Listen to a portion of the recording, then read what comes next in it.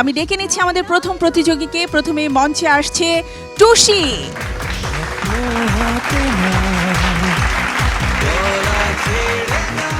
টুসি, তোমাকে অনেক অনেক অভিনন্দন, তুমি একজন ফাইনালিস্ট।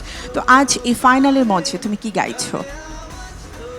আজ গাইব শ্রদ্ধেয় রুনালালা ম্যামের খুব বিখ্যাত একটি দেশাত্মবোধক গান, স্বাধীনতা এক গোলাপ ফোটানো দিন। গানটি লিখেছেন শ্রদ্ধেয় মোহাম্মদ মনিরুজ্জামান এবং গানটি সুর করেছেন শ্রদ্ধেয় দেব ভট্টাচার্য। অনেক অনেক শুভকামনা রইল তোমার জন্য। Thank you.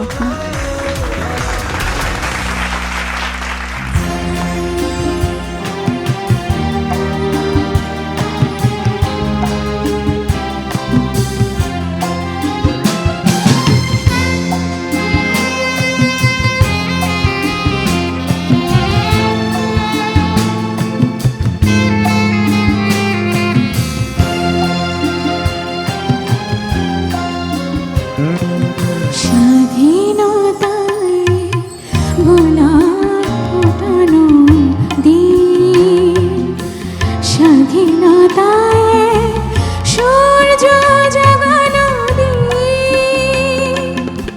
প্রতি প্রাণে তাই বাংলাদেশে স্বাধীনতা অমলিন, স্বাধীনতায় গোলাপ ফোটানো দিন।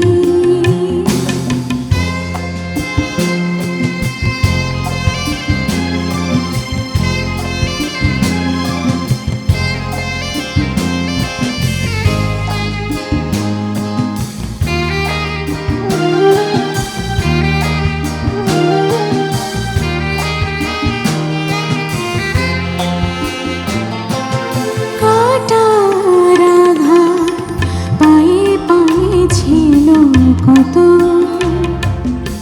তবু শঙ্কায় ছিল না হৃদয়ে নত। কাটার আঘাত পায়ে পায়ে ছিল কত, তবু শঙ্কায় ছিল না হৃদয়ে নত।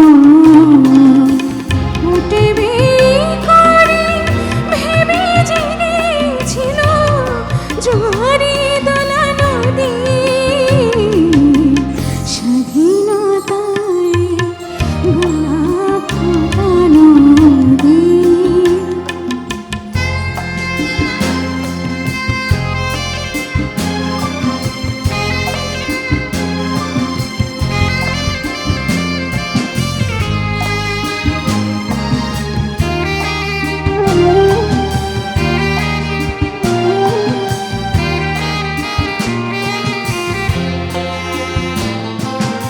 আধার ভুবনে ছিল বিপরে মানা,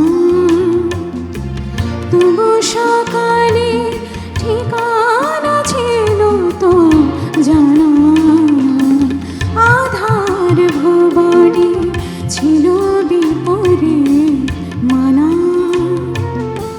তবু সকালে ঠিকানা ছিল তো জানা।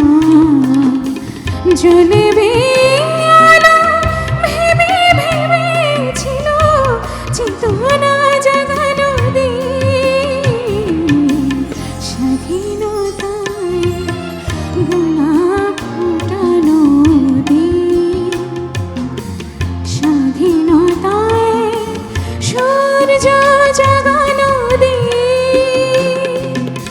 প্রতি প্রাণে তাই বাংলাদেশের স্বাধীনতা অমলিন, স্বাধীনতায় গোলাপ ফোটানো দিন।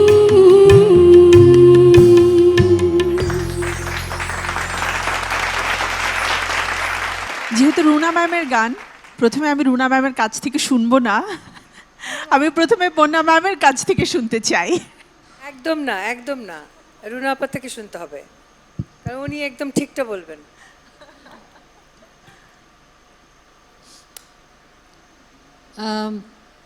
তুষি, কয়েকটা জায়গায় মানে তুমি একটু চেঞ্জ করে ফেলেছো।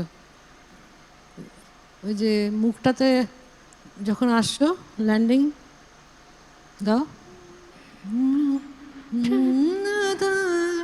গোলাপ ফোটানো দিন, তারপরে স্বাধীনতা এক সূর্য জাগানো দিন, তারপরে প্রতি প্রাণে তাই বাংলাদেশের স্বাধীনতা অমূল্য।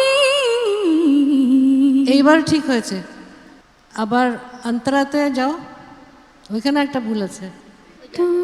তবু শঙ্কায় ঠিকানা ছিল তো না, ছিল চেতনা জাগানোর বিন।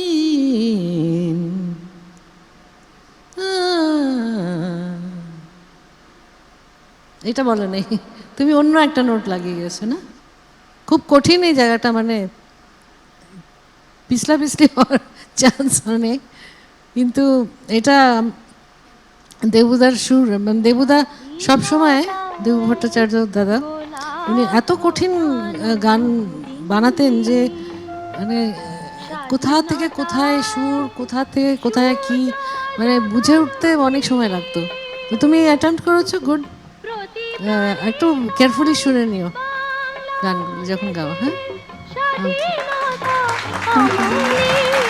ধন্যবাদ ম্যাম।